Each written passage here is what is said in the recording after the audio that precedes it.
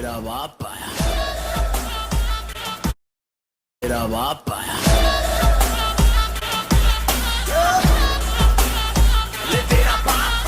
Police के कर्मी को गोली मार दे रहा है, मुझे लगता है कि उसकी पूजा तो नहीं ही होनी चाहिए और किसी को भी नहीं करनी चाहिए। देखिए, जीने का अधिकार प्रत्येक व्यक्ति को है, लेकिन किसी को भी अधिकार नहीं कि दूसरे के जीने के अधिकार को छीन ले। और अगर कोई छीनता है तो मुझे लगता है उसके साथ वैसे ही विवाद किया जाना चाहिए।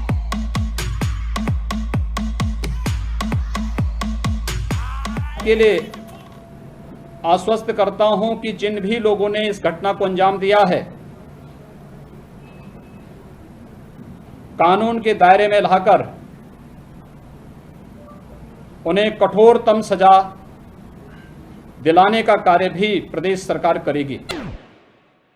ओपन gangnam style,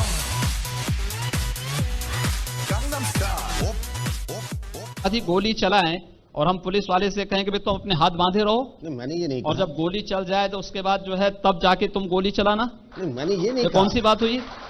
नहीं, अगर सामने से गोली चल रही है तो पुलिस को पूरा अधिकार है कि गोली का जवाब वो गोली से दे। ये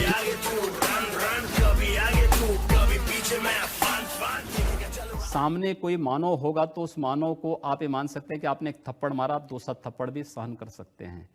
लेकिन अगर सामने दानव है तो अगर मारना एक हाथ से मारता है, दूसरा हाथ से उसका जवाब भी दीजिए। मैं एक सन्यासी हूँ, अगर हमें शास्त्र का प्रशिक्षण दिया गया तो शास्त्र के साथ साथ शस्त्र का भी। अगर हमारे हाथ में एक हाथ में माला है तो दूसरे हाथ में हम भाला लेकर के भी चलते हैं। लोगों ने कहा कि लोग हमला करेंगे, तो हमने एक बात कही, भाइयों बहनों, मैंने बात साफ कही। मैंने कहा देखो भाई, भगवान शिव की भक्तों की यात्रा है, कोई व्यवधान डालना चाहता है तो उसको तय करना है। अगर वो व्यवधान डालेगा हम उसको गोली से समझाएंगे, व्यवधान डाल करके दंगा कराएगा तो गोली उसको समझा देगी। बेटा मेरे जैसे बहुत कम, जो भी सुने बोले औसम मौसम। कुछ दिनों मेरा बाप आया। आप कोई और सीट बताइए जहां से आप चुनाव जीत सकते हैं, गोरखपुर से निकलकर। कहीं भी उत्तर प्रदेश, पूरे देश के अंदर कहीं भी आप कहें तो हैदराबाद से चुनाव लड़के जीत सकता हूं। another one. किस कदर अभी तो केजरीवाल जी ने हनुमान चालीसा ही पढ़नी शुरू की है।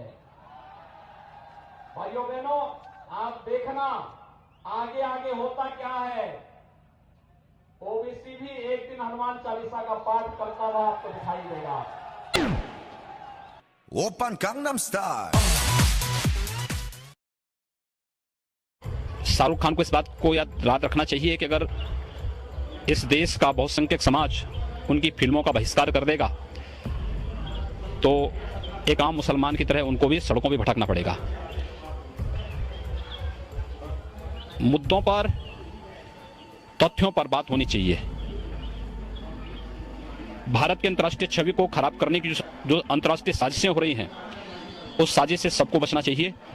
और अगर कोई इस प्रकार की साजिश किसी व्यक्ति या किसी पार्टी को निशाना बनाने के लिए पूरे देश को या बहुसंख्यक समाज को, दुनिया का सबसे सहिष्णु समाज को, ये तो हिंदू समाज है, उस हिंदू समाज को बदनाम करने के लिए कोई इस प्रकार के षड्यंत्रों में शामिल है तो उसकी सामूहिक निंदा होनी चाहिए, उसका सामूहिक बहिष्कार भी होना चाहिए।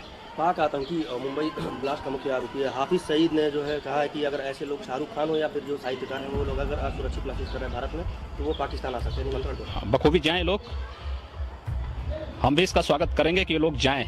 कम से कम भारत को बदनाम करने वाले लोग अपनी वास्तविकता और अपनी औकात को भी समझेंगे। एक बार जामा मस्जिद के इमाम ने पाकिस्तान जाकर के देखा था, जब कुत्तों की तरह उसको दुत्कारा गया था वहां से, तो उसी प्रकार से यही हाल इनको भी होंगे। दो चार को छोड़ दे तो मैं क्या कह रहा हूँ, दो चार को बात नहीं कर रहा हूँ। हम लोग लगभग 1250 से अधिक इनकाउंटर हुए हैं। आप एक को भी प्रमाणित कर लें जो फेक Open हो। gangnam style. Gangnam style. Op.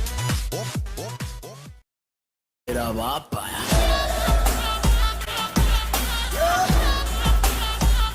हम कहना चाहते हैं जिन्हें पाकिस्तान प्यारा है वे पाकिस्तान में जाएं।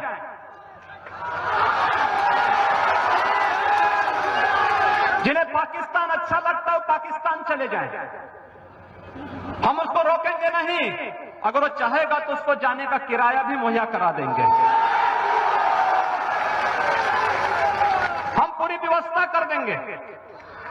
लेकिन ये नहीं हो सकता है कि भारत के अंदर रह करके पर्व और त्योहार के नाम पर इस देश की संविधान की व्यवस्था को, देश के संवैधानिक व्यवस्था को कोई चुनौती देने का कार्य करेगा तो चेतावनी हमें स्वीकार्य नहीं है।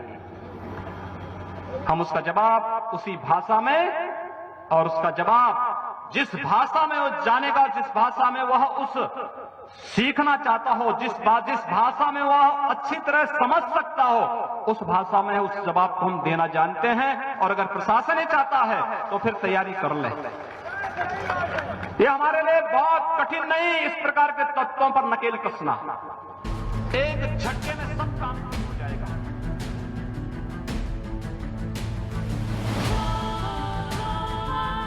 मुझे पिछली बार उत्तर प्रदेश हाई कोर्ट के एक आदेश पर बड़ी चिंता हुई थी। उत्तर प्रदेश के हाई कोर्ट ने एक आदेश जारी किया था और उसने आदेश में जारी करके उसने कहा था, उत्तर प्रदेश सरकार को निर्देशित किया था, उसने कहा था कि आखिर क्या कारण है कि उत्तर प्रदेश में हिंदू बालिकाएं मुसलमानों के साथ जा रही हैं। इसकी जांच की जाए, इस पर ठोस निर्णय लिया जाए। उत्तर प्रदेश के अंदर कोई सरकार उस प्रकार का निर्णय नहीं ले पाई। लेकिन गोरखपुर से एक मुसलमान ने एक पैरवी कर दी, एक अधिवक्ता था, वह जाके कोर्ट में एक अपील कर दिया। उसने कहा कि उत्तर प्रदेश में और जगह तो हिंदू बालिकाएं जाती होंगी, लेकिन गोरखपुर में मुस्लिम बालिकाएं हिंदुओं के घर में आती हैं। हम लोगों ने भी इस बात को तय किया, हम लोगों ने इस परंपरा को स्वीकार किया। किसी कालखंड में कोई बना होगा, अगर वह हिंदू बनेगा हम उसको स्वीकार करेंगे, उसकी शुद्धि करवाएंगे और उसको अपनाएंगे, एक नई जाति का फिर से निर्माण करवा देंगे। पूरी जाति ही नहीं बना डालेंगे, हम लोग स्वीकार करेंगे। और हम लोगों ने तय कर रखा है कि अगर वह एक हिंदू बालिका को ले जाएंगे तो कम से कम 100 मुस्लिम बालिकाओं को हिंदू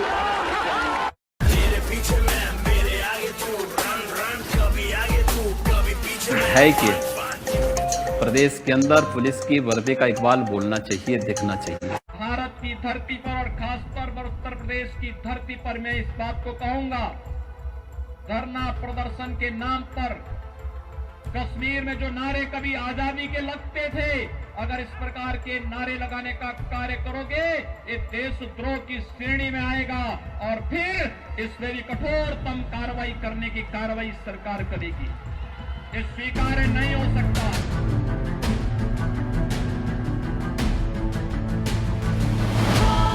19 और 20 दिसंबर को हिंसा हुई, पुलिस और प्रशासन के कार्यों की तारीफ की जानी चाहिए कि उत्तर प्रदेश में दंगा नहीं हुआ, एक भी दंगा नहीं हुआ। और इसलिए भाई अगर कोई मरने के लिए आ ही रहा है तो जिंदा कहां से हो जाएगा। लेकिन पुलिस की गोली से कोई नहीं मरा है, जो मरे हैं उपद्रवी उपद्रवियों की ही गोली से मरे हैं।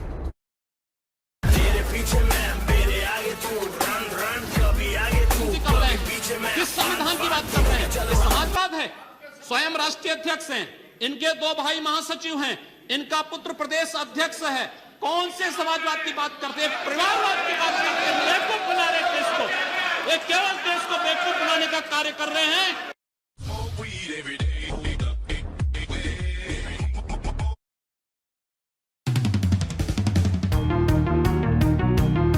इसके अंदर दंगों का जो ट्रेंड देखा गया है पूरे देश के अंदर वह स्पष्ट है।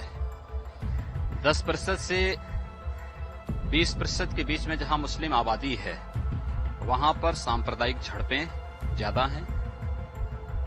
जहां पर 20% से लेकर के 35 से 40% तक मुस्लिम आबादी है वहां सांप्रदायिक भीषण दंगे हैं। और जहां 35 से 40% से ऊपर मुस्लिम आबादी है वहां पर गैर मुस्लिमों के लिए कोई जगह नहीं।